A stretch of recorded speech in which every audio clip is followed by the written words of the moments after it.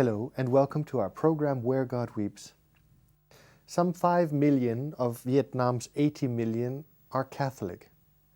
For a greater part of the 20th century, the communist-led government has maintained a strict control over the Catholic Church, limiting ordinations, seizing church properties, and closing Catholic hospitals and schools. In the 1990s, however, the government has started to lift restrictions, allowing some freedom of religious expression. To tell us more about the situation of Catholics in Vietnam, it's my pleasure today to welcome Regina Lynch, the Deputy Director of Projects for the Catholic charity Aid to the Church in Need. Regina, welcome and thank you for being with us here today. Regina, you visited Vietnam a number of times. What are your impressions of the country? I remember my very first visit is very vivid in my mind because I, of course, had certain expectations.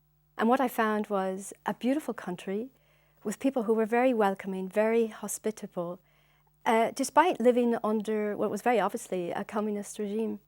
And what surprised me very much was that the churches were packed. Not only on Sundays, but on weekdays. We were going to Mass at 5 a.m. It was full. We even attended a couple of weddings at that time in the morning, which surprised me. We would never find that in our part of the world. All in all, a very beautiful country, but obviously a country that was suffering as well. Can you tell us what is your impression of the present religious landscape in Vietnam? Well, I'm happy to say that we see some changes today, some opening up. This already started in the 80s, even more so in the 90s. The same restrictions that were applied then are not applied now. But however, having said that, it still remains that the church doesn't have complete freedom. There are restrictions on certain ways of life. It's a socialist or a communist country, and this is reflected in the way that the Catholic Church is treated. How have you seen the changes occurring, for example, in the restrictions? What restrictions have been lifted and how have you seen this development? One of the most obvious areas has been in the area of ordination of future priests. There are very, very many vocations, both male and female, in Vietnam. And in the 80s, it was very difficult for a young man to get into the seminary. There were very few seminaries. Many of them had been closed. There was a great restriction on the number of seminarians who could enter the seminary. Now, what we've seen in the 90s are opening up of more seminaries. The number of seminarians being admitted has been lifted, not completely. There still are restrictions, but at least we're seeing that more young men can join the seminary than before. Now, a young man has a desire to become a priest. What hurdles does he have to go through to become a priest? Well, one of the first hurdles is having a proper level of education for going to the seminary. The level of education in the state schools in Vietnam is very low. So first of all, they have to reach obviously a certain level to get into the seminary, but even then that's not enough. The government has to vet his background, to know more about his family. If there's any hint or suspicion of his family being involved in anti-government tactics or activities, then he won't be admitted. At the moment, the seminaries are only allowed to take in seminarians every 2 years. So obviously there's a big, long waiting list for that, and many young men wait 10, 15, just recently, 2 deacons were ordained who have been deacons for 40 years now, and they've just been made priests. How does the church keep these vocations over such a long time? What does the church do if there's such a backlog of applicants? Well, I have to say the dioceses in Vietnam are really remarkably well organized. They have programs for these young men. Sometimes they keep them together in a group, like a sort of minor seminary or like a preparation seminary for the major seminary. Many of them pursue professional careers, but at the weekends they will attend courses or during their vacation time. So the church actively encourages them to keep on in pursuit of this vocation. Now, once a young man comes to his ordination and becomes a priest, is there any further interference that the government applies or that the applicant suffers from the government? Well, just up until last year, the end of last year, the ordination of each priest had to be approved by the government.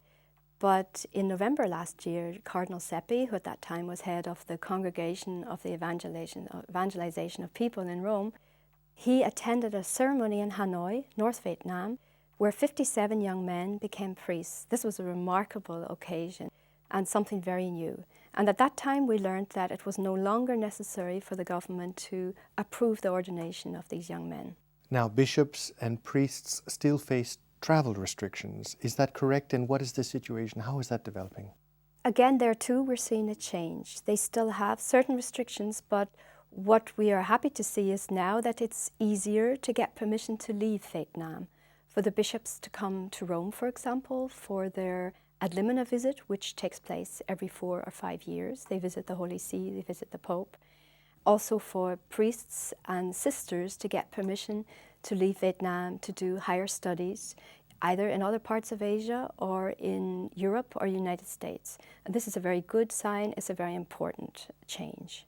Now, Regina, we were going to talk more about the life of Catholics in Vietnam, but before we do, we're going to watch a short video showing us a little bit more about the situation of the Catholic Church in Vietnam. It is late afternoon in the village of Mangla, South Vietnam. The congregation, gathered in honor of a funeral, processes openly under the cross from the parish to the cemetery. Although living under the veil of communism, to all outward appearances, the activity of the Catholic Church in Vietnam seems unrestrained. The evident piety, growing vocations, and open expression of devotions suggests a freedom of religion. This freedom, however, is deceptive. As Monsignor Celli, a former Vatican diplomat for Vatican-Vietnam relations, stated, "The Church in Vietnam is as free as a bird in a cage is free." The first traces of the Catholic Church in Vietnam date back to the late 16th century, when European missionaries arrived accompanying the traders. Today, of the approximately 80 million inhabitants, 5 million are Catholics, representing 8% of the total population.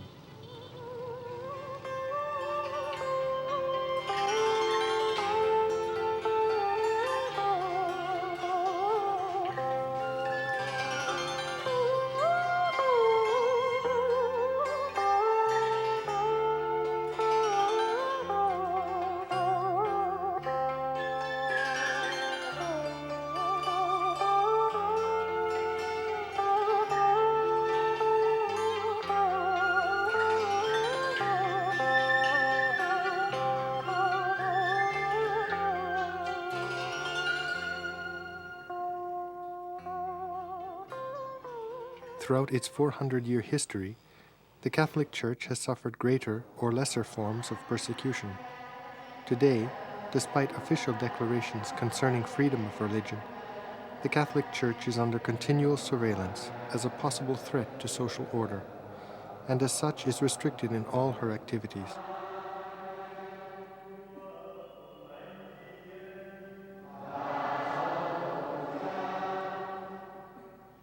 No official diplomatic ties exist between Vietnam and the Vatican. No foreign missionaries are allowed, and neither bishops nor priests can be ordained without government approval. As a result, the Church struggles to serve the growing number of faithful. In the Archdiocese of Hanoi alone, 400,000 faithful are divided between 130 parishes, of which only 30 parishes have a resident priest, which means that each priest needs to care for about 10,000 souls. For the average rural parish, the scarcity of priests means that daily and Sunday Mass is often replaced by a liturgy of the Word, simply a gospel reading, teaching, and a prayer of the Rosary.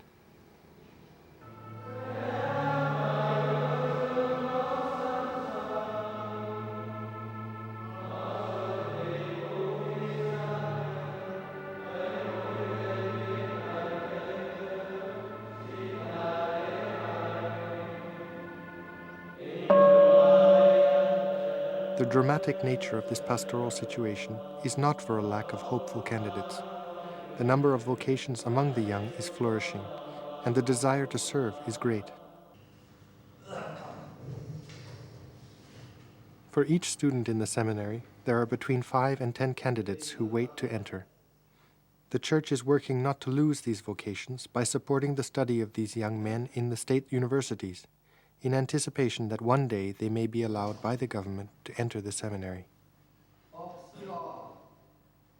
Once having received permission, another obstacle facing a seminary rector is the financial cost involved in supporting a seminarian throughout his studies. Although seminarians share facilities and struggle with poor living conditions, it still costs $1 per day to support the studies of one seminarian, finances that the local church simply does not have.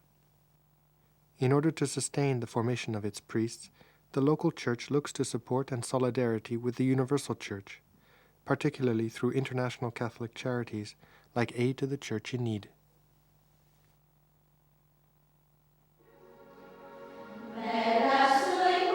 With this desperate lack of priests, the work of religious sisters in Vietnam is increasingly vital. As government restrictions allow only few church-based social projects, these religious are either contemplative or primarily involved in pastoral fields such as religious education and spiritual care for the poor and marginalized. Here too, the Church struggles to respond to the demand of these young women hoping to enter the different communities. Often there are so many that the exact number of candidates is kept secret, so as not to cause difficulties for the congregation.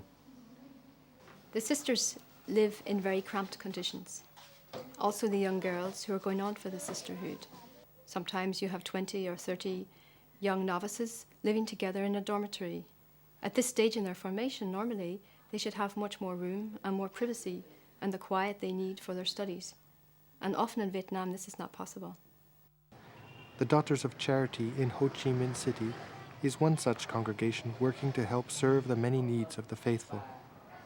One of the greatest challenges is to respond to the growing request for catechetical education, particularly among the young. For this reason, there are many lay people and sisters who have to replace priests, above all in parishes, in areas far away from cities. For this reason, we need to educate catechists so that they can take over certain functions of priests who are not sufficiently numerous in the countryside.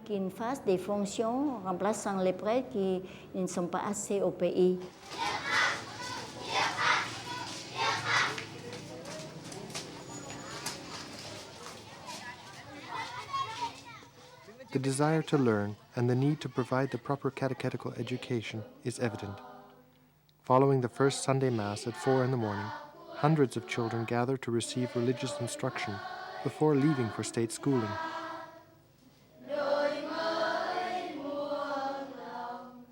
The numbers are so overwhelming that the Church has developed a system of training catechetical teams in each diocese. Today there are more than 2,000 trained catechists. In some regions, due to the inability to be educated openly, these volunteer catechists are only able to receive instruction clandestinely.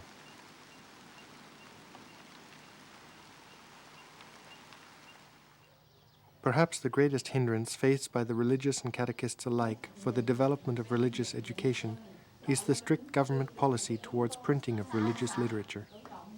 Children often have no means of receiving even the most basic education about the faith.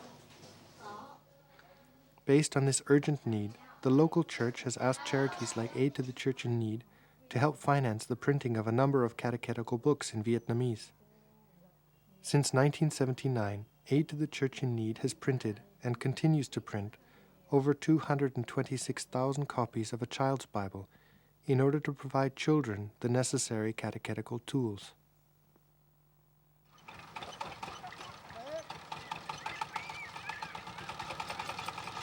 Until 1991, the communist government allowed neither the maintenance of existing churches nor the construction of new ones.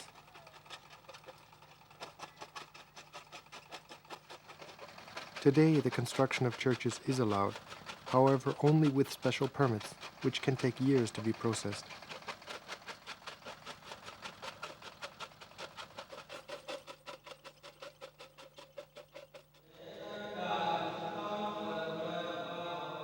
The visible presence of a church is vital to the Catholic community as it is only in the house of God that faithful can officially obtain teaching, receive the sacraments, and pray as a community. It is also through this physical presence that Vietnamese Catholics can affirm their faith and their presence in a world in which they are a minority. Regina, we've just seen a short video about the life of Catholics in Vietnam. Now, obviously the question is, what's happening to facilitate this change on the part of the government? I mean, the church is not any more or less of a threat than it was 25 years ago. That's true. But what's happening now that the government is changing its opinion or relationship with the church? Well, some people think it's because Vietnam would like to join the World Trade Organization. And obviously, in order to be admitted to that, there are certain standards they have to meet with regards to human rights. And I could believe this. I think they want to improve their image, the Vietnamese government, and by giving more freedom to the church, they would obviously look better in international eyes. But I also think the government sees a great treasure in the church, the Catholic Church, because Vietnam is sadly known for being quite a corrupt country. And I think they see a chance in the church to bring about a change in society, to have a better society. In fact, the Catholic Church, one of the areas where the Catholic Church had a certain freedom was in social areas. How is the church working in social areas? Well, sadly today, the church still does not have the opportunity to do a lot in social areas, apart from running kindergarten, one or two very small projects, say with orphans, but it's an area where there are still very many restrictions. The church does not have its own schools, it doesn't have its own clinics, and there's so much to be done. The Cardinal of Ho Chi Minh Ville recently mentioned something like 40,000 people who are HIV positive in Vietnam, and he himself said the Catholic Church could do so much to help in the social area if it was allowed to do so. Regina, can you tell us a little bit about the situation of sisters in Vietnam? The sisters have a huge number of vocations. It's very impressive when you go there and you see these beautiful young women, very devoted to their work. And the sisters go places where the priests can't go. A very typical project for us in Vietnam with sisters is to provide a sister with a motorcycle. It's quite a small one. They're called Honda Dreams. They cost about 1,200 euros, but that can make such a difference to the work that the sisters do. They go out, they do catechetical work in the villages. As I said, they run kindergarten. They will train young women either to be future sisters or just to be good mothers also in the future, good Catholic mothers. I have much admiration for the work that the sisters do in Vietnam. One area where Catholics are still persecuted is in the so-called montagnards, the mountain people or the Hmong people. This is an ethnic group living in the central highlands of Vietnam. Why are these Christians still persecuted and face so many restrictions from the part of the government? I think there are many reasons. There are many also historical reasons. The mountain people are a different ethnic group from the Vietnamese for a start. So they already were a little bit apart. They were far up in the mountains. They belong to traditional religions. Many of them have become Christian, either Catholic or Protestant. And they have always been fierce opponents of the communist regime. The poor people, unfortunately, are caught now as well between Vietnam and Cambodia. They're as badly treated in Cambodia as well. From time to time, groups of them try to flee from Vietnam into Cambodia. They get caught, they get sent back. I remember one of our trips, we wanted to visit the Montagnards in one particular diocese in the highlands, in the Diocese of Kon Tum. And it wasn't possible. It's very difficult for people from the West, from people from the outside, to meet these people. For the Catholic Church, it's also very difficult to care for them on a pastoral basis. Sisters do great work with them, but when priests try to go there to celebrate Mass, it becomes difficult. They do not easily obtain permission to build a church, and it's not allowed to celebrate Mass in anything but a church. So it's a bit of a vicious circle. And priests have been arrested from time to time for celebrating Mass illegally among these people, among the Montagnards. I also understand that when we speak of the Montagnards, we speak of Christians because there's a large Protestant denomination also. Is it also because the Protestants, Montagnards, are more outspoken, let's say, in their opposition to the government? I think they probably are. There are more Protestant Montagnard or belonging to the Hmong tribe in prison today, say, than Catholics. And very sadly, just recently, one man died in prison in northern Vietnam after ill treatment. They are very fervent people, but the Catholics as well, very fervent, very strong in their faith, and apparently ready to suffer to the limits for their faith.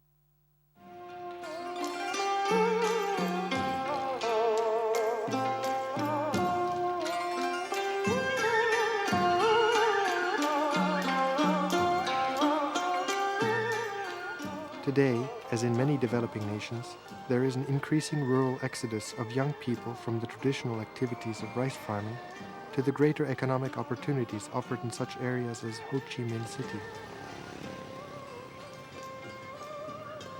The social ills that result, however, are often burdened by the youngest and weakest.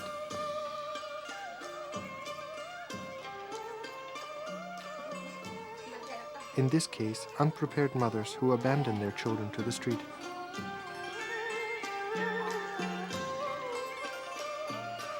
Often it is the religious communities who undertake to care and educate these rejected children.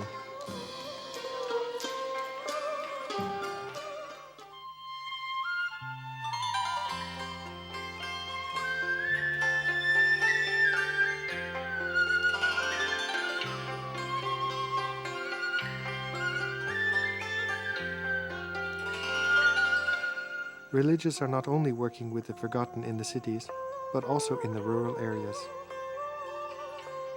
In the mountainous region of central Vietnam, villages dot the landscape inhabited by ethnic minorities, locally called the mountain people. Minorities often resettled, living on the margins of society. Care for them has come primarily from the local church, and many of the mountain people have converted from tribal animist religions to the Christian faith. The local government, fearful of this trend, has forbidden that a priest live among them, and often no building permissions are granted for the construction of neither churches nor chapels.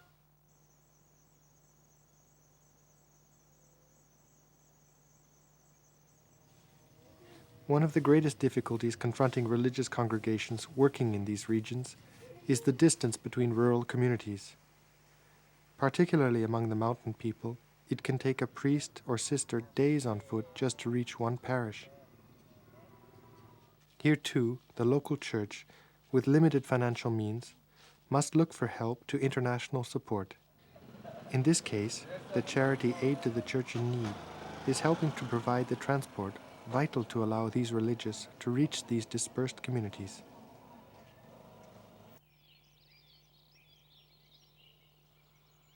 Perhaps the greatest need for the church and society in Vietnam, however, is prayer. Contemplative sisters throughout the country have dedicated their lives to pray for the conversion of Vietnam. Contemplative congregations seem to manage better in this communist culture than active monasteries. According to official logic, prayer is not considered to have a direct impact on society, and thus poses less threat to the government. The Carmelite sisters in the city of Nha Trang, although a contemplative monastery, work as well to alleviate the pastoral concerns of the church. Recently, through the support of Aid to the Church in Need, a host-making machine was purchased, which also allows the sisters to provide for the urgent practical needs of the parishes.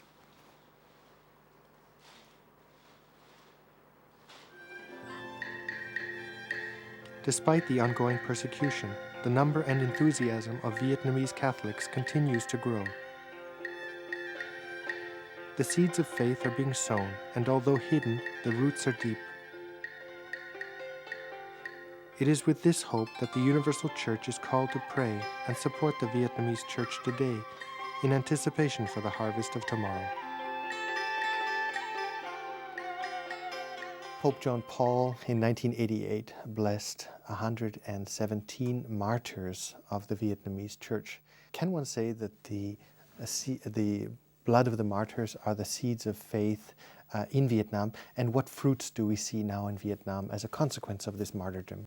Oh, definitely. You know, what's really interesting about Vietnam is that since the Catholic Church first had a presence there in 1553, I think it was, there's always been persecution on and off, and these martyrs are a sign of that.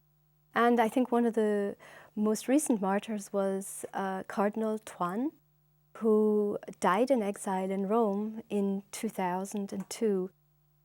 He was exiled from Vietnam in 1988 after having spent many years in prison following the fall of Saigon. And during that time, he wrote about his experiences in prison. Afterwards as well, he's written very many touching books about that experience and how he forgave his captors. And I think that's just one of many examples, a more prominent example, of the type of martyrs you find in Vietnam. And it certainly has made the Vietnamese Catholics very strong and very fervent in their church today. What would be the future priorities of aid to the church in need now for Vietnam? Well, I think where the country is concerned, we continue to give priority, especially to northern Vietnam, which has been subjected to communism much longer than the south. And we also give priority to those regions in the Central Highlands where the Montagnard, the mountain people, live.